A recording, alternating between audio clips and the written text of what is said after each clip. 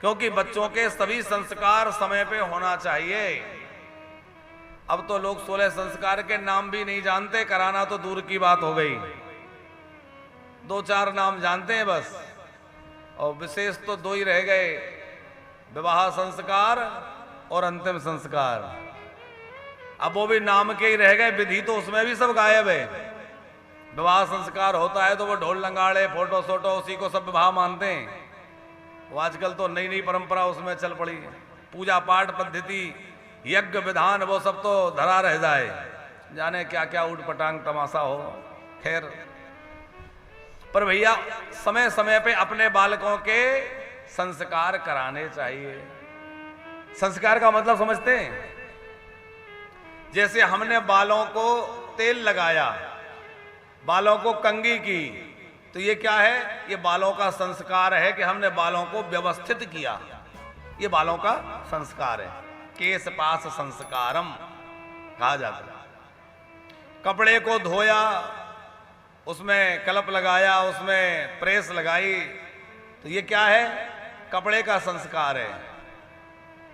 तो जैसे संस्कार से बाल जो है बढ़िया सुंदर हो गए, व्यवस्थित हो गए, कपड़ा साफ हो गया, व्यवस्थित हो गया, उसी प्रकार यह जीवात्मा अनेक जन्मों के प्रारब्ध संस्कार सब लेकर आता है और संस्कारों के द्वारा वह शुद्ध परिमार्जित होकर के और व्यवस्थित हो जाता है, उसका जीवन दिव्य हो जाता है। इसका मतलब है संस्कार। संस्कार कोई केवल परंपराओं को ढोना थोड़ा ही है, ऐसा नहीं है कि परंपरा। आजकल तो लोग जनेऊ पहनने में संकोच करते हैं, और तो और द्विज जो हैं, द्विज किसको कहते हैं बताए आपको?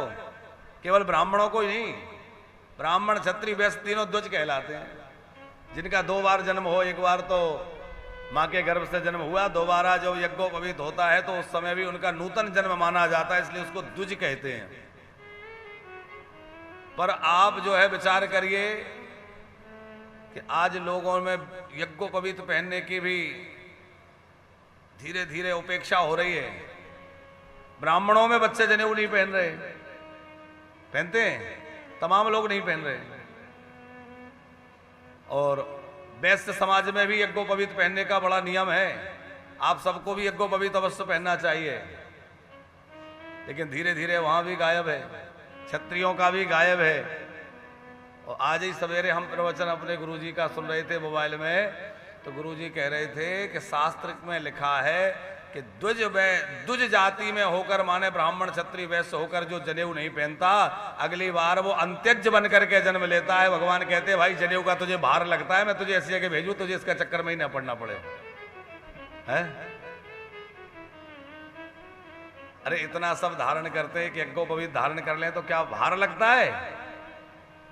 लेकिन नहीं, कौन चक्कर में पड़े। हनुमान जी ने ब्रह्मास्त्र को बड़ा आदर किया, जो न ब्रह्म सरमान हो महिमा मिटे अपार। तो ब्रह्मपास क्या है? बोले वो यही ब्रह्मपास तो है, इसकी बहुत बड़ी महिमा है, ये ब्रह्मपास की तरह है यज्ञोपवीत। लेकिन हम लोग जो है इस सनातन संस्कृति में जन्म लेकर के भी, और हम लोग जो है यज्ञोपवीत आदि से वंचित हैं।